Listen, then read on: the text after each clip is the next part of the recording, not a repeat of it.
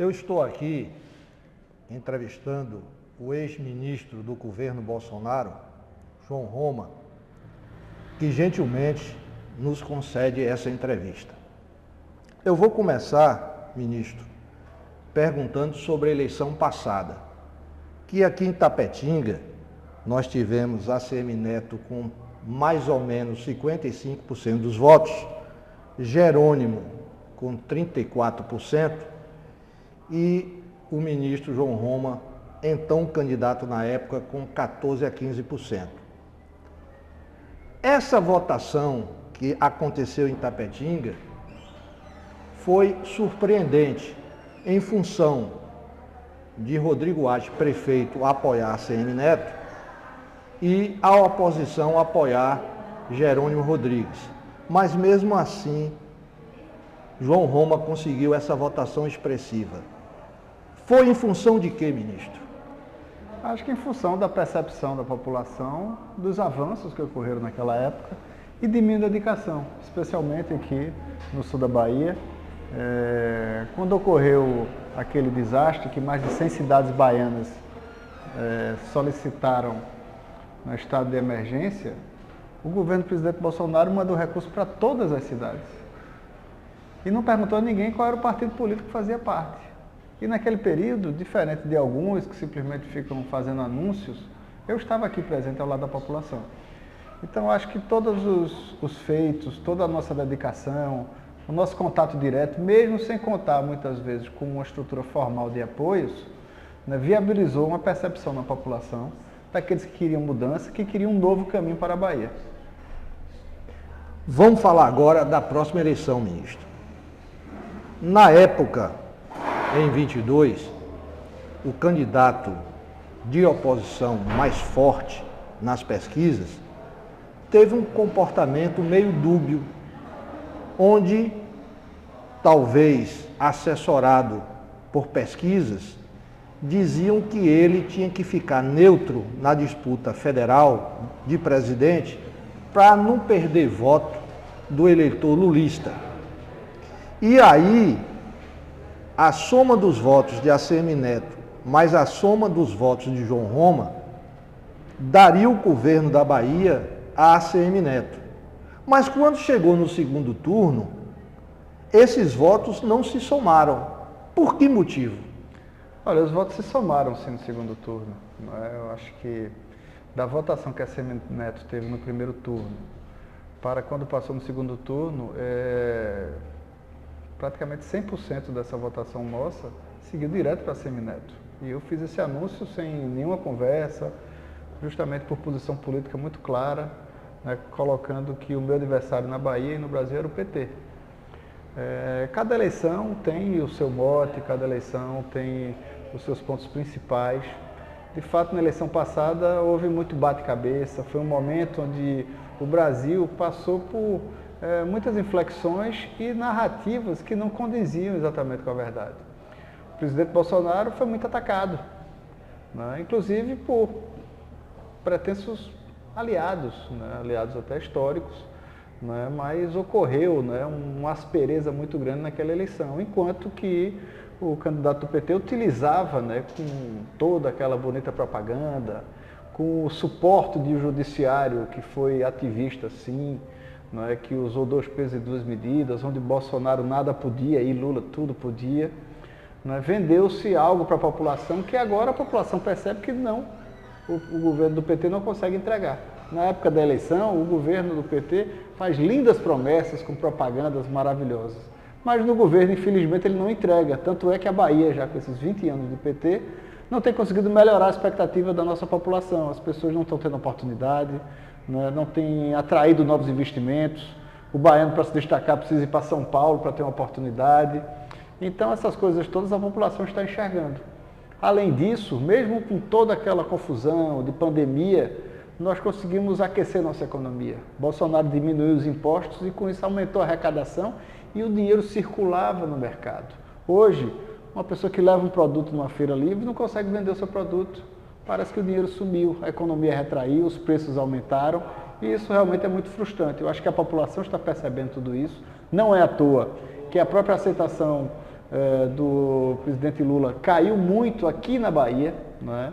E isso tudo mostra um cenário que é preciso ter realmente muito discernimento e que cada cidadão comece a fazer uma análise do futuro da Bahia e veja que é fundamental que a gente observe e tome atitudes no próximo ano para mudar essa realidade.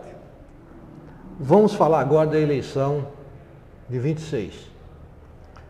Na oportunidade, a ACM Neto não conseguiu costurar um acordo com João Roma. Existe possibilidade de um acordo tipo ACM Neto para governo, João Roma para o Senado, ou João Roma para o governo, ACM para o Senado, para que possa medir forças unidos? Olha, eu acho que isso é um cenário até desejável, não é? Recentemente eu estive reunido com a ACM Neto, a conversa foi norteada no sentido muito claro, dizendo que o adversário é o PT, e a mudança do PT é fundamental, porque essa presença do governo do PT não tem melhorado a vida dos baianos. Eu estou com o espírito totalmente aberto e colaborativo para que a gente possa somar forças para fazer esse enfrentamento. Temos uma eleição nacional em andamento e é fundamental que a Bahia, não é, siga o caminho do progresso. É ideal que a Bahia possa também ser símbolo de mudança, assim como o Brasil será. Todos observam e já estão percebendo que nacionalmente haverá uma mudança. E essa mudança também está sinalizada aqui na Bahia. Então, obviamente, até o momento eu sou pré-candidato a governador, a ACM Neto também é pré-candidato a governador, naturalmente, através de cada um dos seus partidos legitimamente constituídos. Mas dentro desse cenário é fundamental que haja esse discernimento e, na possibilidade, observando essas convergências, nós possamos sim somar esforços para tirar o PT da Bahia e fazer um caminho novo para a Bahia, com menos impostos, trazendo investimentos, dando oportunidade para que cada filho de Deus possa melhorar de vida da nossa Bahia. Portanto, uma chapa eleitoral, ACM governador, João Roma senador, é possível? Olha, e mais do que isso, eu acho que tem também muitos outros nomes que podem ser considerados nessa caminhada. Não é? Você tem o próprio Cacá Leão, que foi candidato a senador na última campanha. Você tem os republicanos, que tem grandes nomes, como o presidente aqui local, o Márcio Marinho. Você tem Marcelo Nilo, não é? Também um nome que tem se destacado muito no cenário.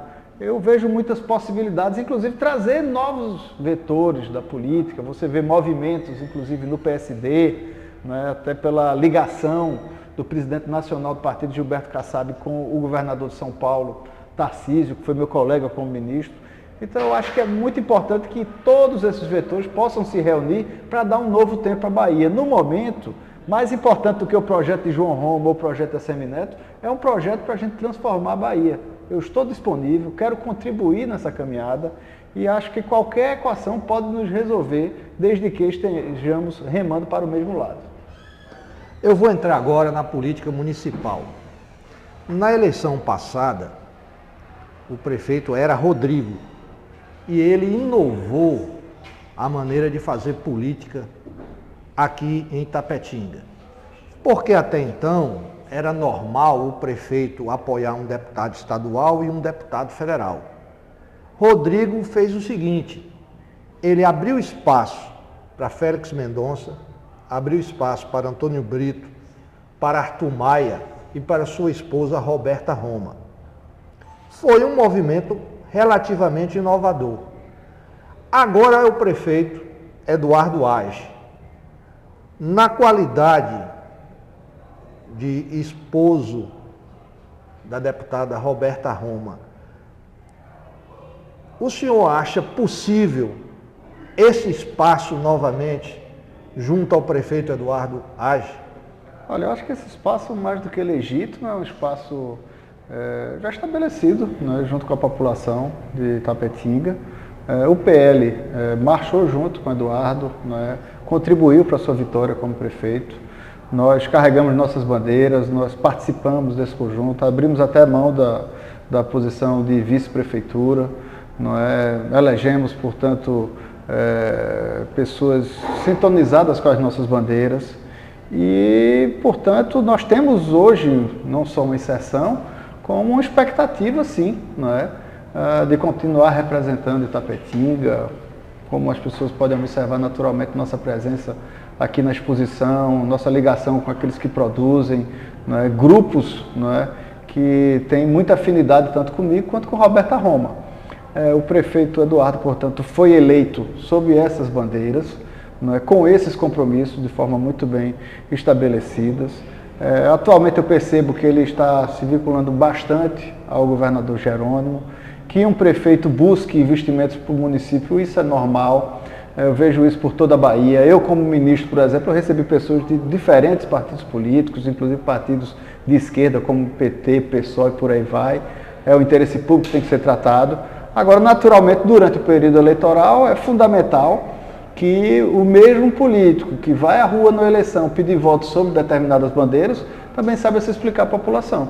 Então, a nossa expectativa é sim, certo, que nós tenhamos um espaço marcante aqui, até pelo que nós vimos contribuindo pela cidade, não é, pelo nosso posicionamento, nosso grupo político que somou na eleição de Eduardo. Acho legítimo também a candidatura de Rodrigo Age, que foi um grande prefeito, é um jovem determinado, que tem naturalmente não só história como espaço e um futuro brilhante pela frente.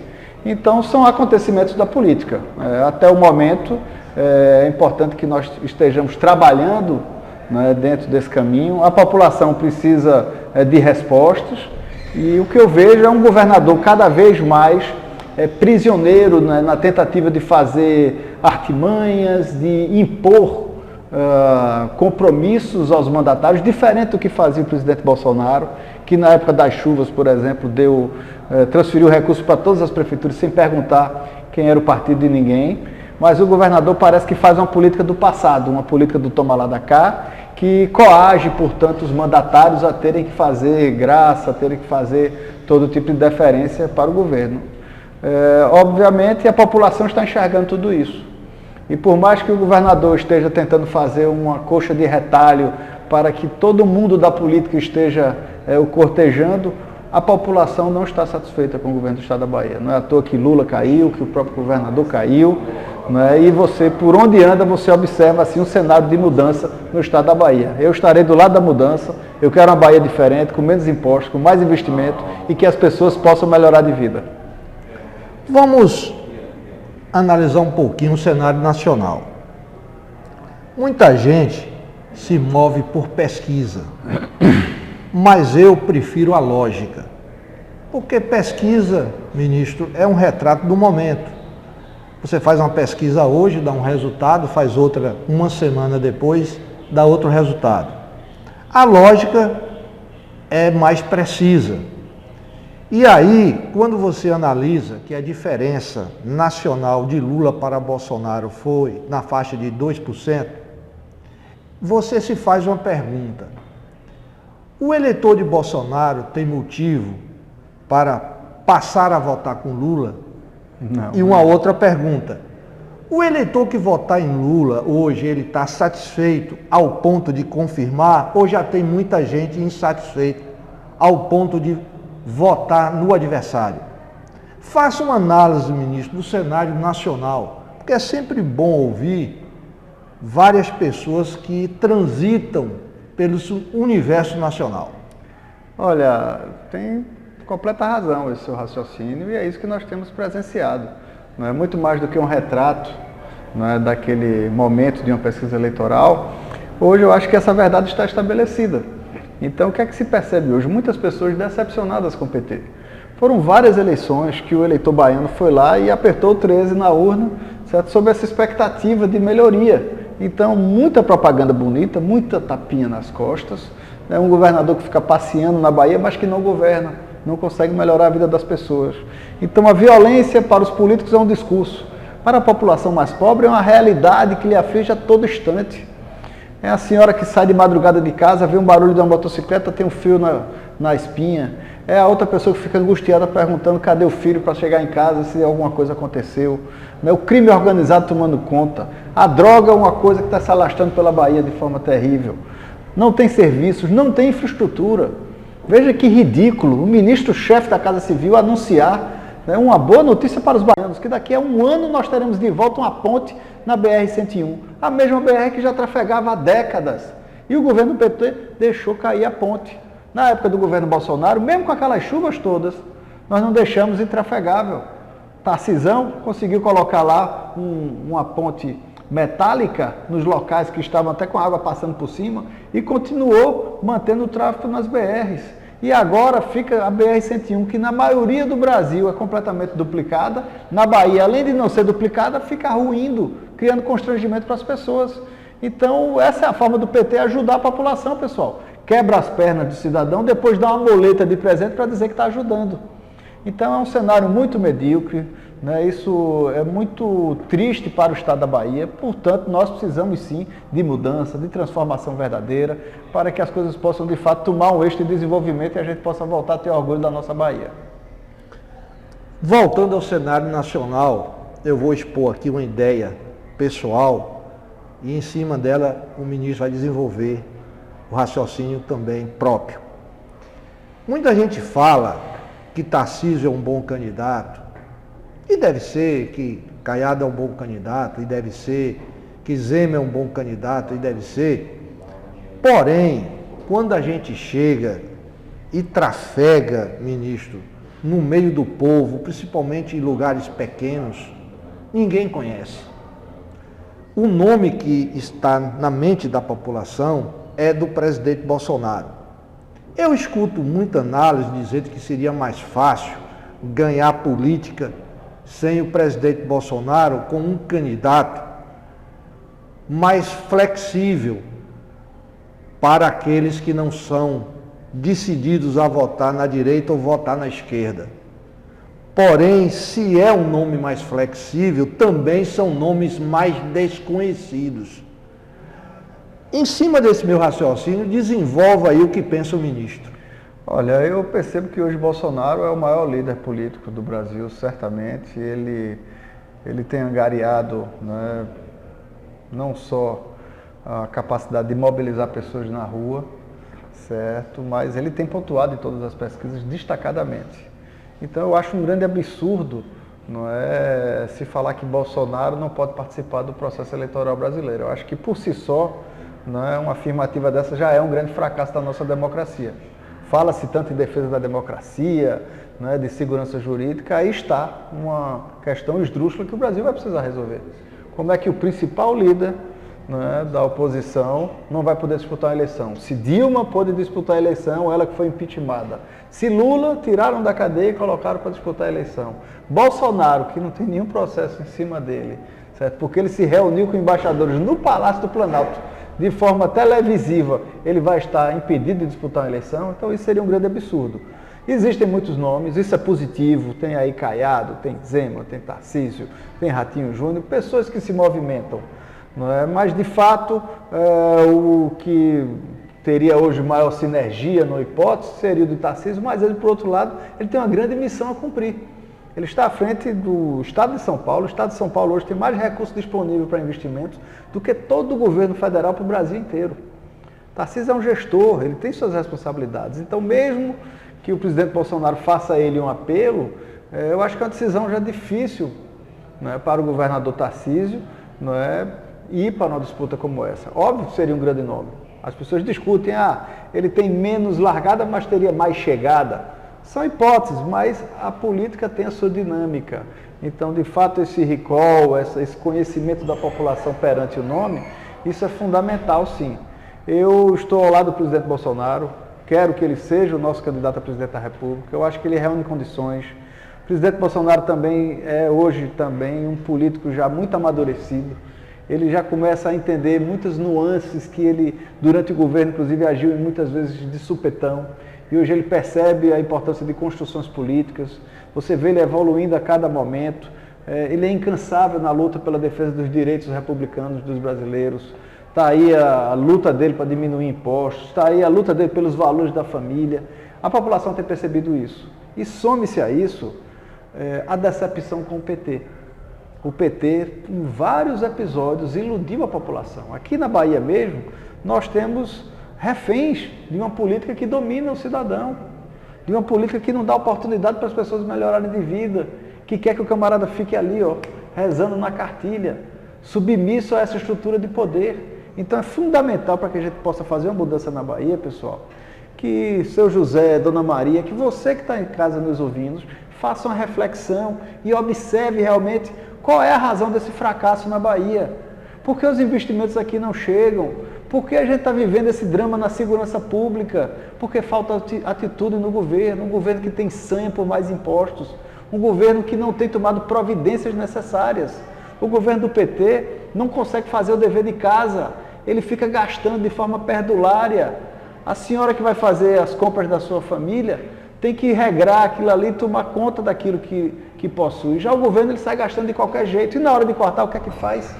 Corta justamente do programa social, a mesma bandeira que ele disse que Bolsonaro ia destruir. Nós conseguimos triplicar os recursos do programa social do governo Bolsonaro para o mínimo de R$600. E hoje o PT tem cortado muitos beneficiários do programa Bolsa Família, onde ele dizia que protegia. Então, acho que todas essas informações deixam muito claro para a população que nós precisamos sim de uma mudança vertiginosa aqui no estado da Bahia. Voltando à política do Estado, estão sendo formadas federações. Essas federações, ministro, elas vão causar mais confusão a nível nacional, mais confusão a nível estadual, porque tem horas que eu fico assim, perdido, como fazer as arrumações estaduais com lideranças tão divergentes. Me dá uma luz para ver se eu entendo essa situação. Vou tentar explicar e passar um pouco para quem tem em casa dos ouvidos. Eu acho que é um processo natural no Brasil, né, de decantar, porque não dá para ter um Brasil com mais de 30 agremiações partidárias. Termina que isso vira uma sopa de letrinha e a população não consegue entender mais que partido defende o quê. Então hoje, se apertar mesmo, as pessoas vão ter identidade com o PL, que é o PL 22, o partido do presidente Bolsonaro. Que é da direita. E do outro lado vai ter uma identidade com o PT, que é o partido da esquerda, que é o 13 lá do Lula. Não é? Os outros partidos terminam que vai ficando numa penumbra. Então é fundamental que isso, né, fique claro para a população. Dentro da estrutura partidária brasileira, com essas novas regras, a tendência é dificultar muito para os partidos pequenos. Porque a Bahia, como Minas Gerais, Rio de Janeiro, São Paulo, são estados que têm, por exemplo, muitas vagas para deputado federal e deputado estadual. Aqui na Bahia, atualmente, são 39 vagas de deputado federal. Então, mesmo os partidos menores conseguem fazer lá uma representação. Todavia, em muitos outros estados, você tem apenas 8 vagas. Nesses estados é muito difícil um partido pequeno conseguir emplacar a eleição de um deputado. Então, dentro dessa necessidade, eles vão se juntando, né, ou com fusão partidária, que aí realmente mistura as tintas, ou juntando partidos por propósitos eleitorais naquela eleição, que são as federações, que nós já vimos criar várias. Tem a Federação PT, PV, PCdoB, tem agora a Federação União Brasil Progressistas, tem um em andamento do PSDB, tem N, não é, assuntos em andamento em relação a isso. Só que o que é que acontece? A consequência disso, obviamente, são alguns distúrbios nos estados, porque muitas dessas legendas, inclusive alguns têm um caminho histórico, né, que são vinculadas a determinados personagens, e às vezes são antagônicos nos estados. Então essa mistura em cada estado vai gerar rebuliço sim, como gerou rebuliço no caso do Progressistas aqui na Bahia, pois a bancada estadual reagiu, como é possível gerar nuances em relação do MDB com os republicanos, porque cada um tem uma expectativa diversa, né, das suas aspirações para as próximas eleições. Então o artifício é visando uma comodidade eleitoral. Mas a constituição do partido, o nome dele já diz, é um partido político. Então, o que tem que mover o caminho partidário é um caminho de visão política, não apenas eleitoral. Então, os partidos maiores, naturalmente, têm a tendência, né, de ter uma estrutura mais cristalina, como é o caso da postura do PL ou do PT, mas esses demais partidos estão buscando, né, essas fusões ou federações para tentar realmente ser competitivos eleitoralmente, mas tem que atentar, obviamente, isso vai gerar o quê? vai gerar saída de quadros em alguns estados, vai ter muito reagrupamento de pessoas que não estarão confortáveis num determinado caminho político e, portanto, vão terminar migrando para outros partidos que estejam mais próximos das suas visões. Uma curiosidade, ministro, curiosidade minha, não é? O ministro conviveu com o presidente Bolsonaro. A imprensa diz que ele é um político intempestivo, um político que fala o que vem à mente e tal. Mas assim, um ministro que conviveu com o presidente Bolsonaro administrativamente, no trato da coisa pública, descreve um pouquinho como é o comportamento dele na presidência. Vou descrever e só um ajuste, eu convivi e convivo com o presidente Bolsonaro. Essa semana mesmo eu estive em Brasília, estive 2 dias que eu tive contato com o presidente, estive lá na sala dele, tratamos de assuntos internos e participei de evento com ele. Ele foi lá na Marcha dos Prefeitos e, diferente de Lula, que chegou lá e foi vaiado, Bolsonaro foi lá e foi ovacionado. O presidente Bolsonaro é um grande personagem, não é? E um traço, né, marcante dele é justamente uma forma muito espontânea de lidar, né? Ele é muito transparente, não é? Às vezes demonstrando até uma certa inocência, não é? Uma falta de uma malícia política que é esperado dos grandes, né, personagens da política, aquelas artimanhas de bastidores, articulações. Bolsonaro não é afeto a isso, ele é realmente espontâneo. Ele olha para você, se ele abre o sorriso, saiba que aquele sorriso é verdadeiro, certo? Se ele fecha a cara, você sabe que tem algum assunto que aborreceu ele, certo? Mas minuto sequente ele já está tratando de outro tema com você. Então ele não é uma figura rancorosa, ele não é uma pessoa cheia de artifícios, não. Ele é completamente, né, transparente, né, tem um trato muito espontâneo. Com ele eu desenvolvi muita afinidade, né, tenho facilidade de tratar com ele, percebo a sua forma espontânea de ser, não é? Me afeiçoei à figura do presidente Bolsonaro, vejo que ele tem um grande coração, ele é um homem muito generoso desde os detalhes, pessoal. Ele, por exemplo, logo que eu cheguei como ministro, pegamos um voo lá do Palácio do Planalto e ali se viram uma bandejinha com lanche. E ali já começou a mostrar um Bolsonaro que eu não conhecia. Ele chegou, abriu ali e tal, e dividiu o lanche comigo. Então são detalhes que na convivência você vai percebendo da pessoa. Um outro detalhe administrativo, por exemplo, é que durante todo esse período que eu fiquei lá enquanto ministro, nunca ele me entregou sequer um currículo para dizer: Roma, vê se essa pessoa serve lá no ministério. Onde ele podia simplesmente pedir que eu nomeasse várias pessoas.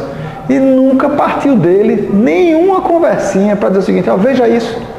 Então ele era muito prático no sentido administrativo, ele dava muita autonomia a todos os ministros, a mim, a Tarcísio, certo? A todos que estavam imbuídos naquela missão, certo? Ouvia seus ministros. Agora, realmente, era um homem completamente espontâneo, franco, né? Quando chegava lá aquele desagradável, ele falava na lata, não mandava recado. Bolsonaro é um homem que não manda recado. Se ele estiver insatisfeito com a situação ou aborrecido, você vai ver ele na primeira tela, não vai precisar receber recado de ninguém. Vou botar uma pimentinha aqui na nossa conversa, chegando no final e tem que ter uma pimentinha, Malagueta. O senhor chegou aqui com sua esposa, eu vi ali que estava muita gente recepcionando, principalmente o pessoal do PL, estava ali o ex-prefeito Rodrigo. O senhor teve algum contato com o prefeito Eduardo nessa chegada aqui para a exposição? Não tive, nem o prefeito nos procurou, né? Eu aproveito até para me colocar à disposição da administração de Itapetinga, através do mandato da deputada Roberta Roma. Durante o período eleitoral, na última exposição de Itapetinga, nós caminhamos juntos aqui praticamente, né? E eu estava aqui pedindo voto para ele, né? Foi de uma forma muito espontânea, né? Mas de fato não tivemos contato recentemente, né? Eu respeito as posições dele, eu tenho visto ele muito próximo ao atual governador, mas, né, fico completamente à disposição para ajudar a administração. Espero que seja respeitado aqui o espaço do PL em Itapetinga, que nós possamos ter uma convivência saudável. É fundamental que a gente sempre enxergue com perspectiva, porque a eleição sempre ocorre E é muito importante a gente buscar os caminhos da virtude, né? Buscar estar construindo, né? E mesmo que se tome outras posições, né? Adversários não precisam necessariamente ser inimigos. Então é muito importante tomar cuidado com os excessos de passionalismo, né? Ou ações voluntariosas, porque muitas vezes você avança muito numa cortesia e isso termina que pode pegar mal para a população. Então é fundamental que a gente busque, sim, estar sempre atento à responsabilidade não da nossa caminhada política, né, como em representar e suprir a expectativa das pessoas que nos depositam confiança. O prefeito não estava aqui, não fez contato, não encontramos, mas continuamos, sim, vinculados à cidade de Itapetinga, a essa população que nos recebe com tanto carinho e investindo nas nossas pautas, como no setor rural e tantos outros. Ali eu vi mães de autistas que tiveram apoio do nosso mandato, pessoas da área de assistência social, né? São muitas bandeiras que nós abraçamos e que isso sim representa a melhoria de qualidade de vida para a população de Itapetinga. A assessoria de João Roma e a assessoria de Roberta Roma tentou contato para que houvesse pelo menos uma visita de cortesia do prefeito? Não fizemos contato, né, nessa caminhada, mas, repito, nos colocamos à disposição, né, da cidade de Itapetinga. Sempre que ele nos procurou, sempre foi muito bem recebido. Nós continuamos à disposição do prefeito Eduardo, no que for possível, dentro das nossas limitações, para a administração municipal aqui em Itapetinga.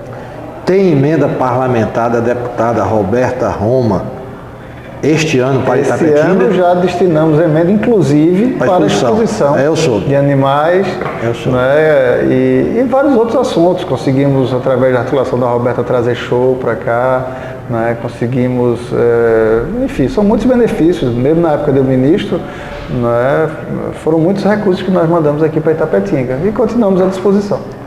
Chegamos ao final, ministro. 2, 3 minutinhos, considerações finais. Olha, eu quero agradecer a oportunidade desse bate-papo mais aprofundado sobre a estrutura política da Bahia e do Brasil. É fundamental, eu repito, que cada cidadão faça um exame de consciência e que saiba, certo, que muitas vezes os fracassos, as dificuldades que a Bahia tem apresentado para a sua população, tem nome e sobrenome, que é o governo do PT que não tem trazido solução para melhorar a vida do nosso povo. Um governo que na eleição faz uma propaganda muito bonita, mas que não consegue entregar o que promete. É fundamental que a gente consiga reunir e buscar as convergências.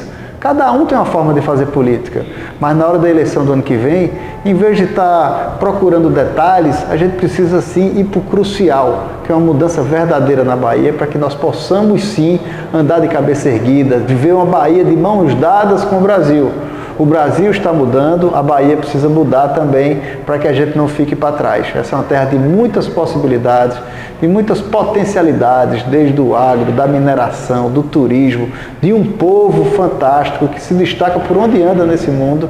Então é importante que essas pessoas também tenham a oportunidade de melhorar de vida aqui na Bahia. É isso que nós queremos, trabalhar para que cada filho de Deus possa melhorar de vida. Um forte abraço a todos, que Deus nos ilumine.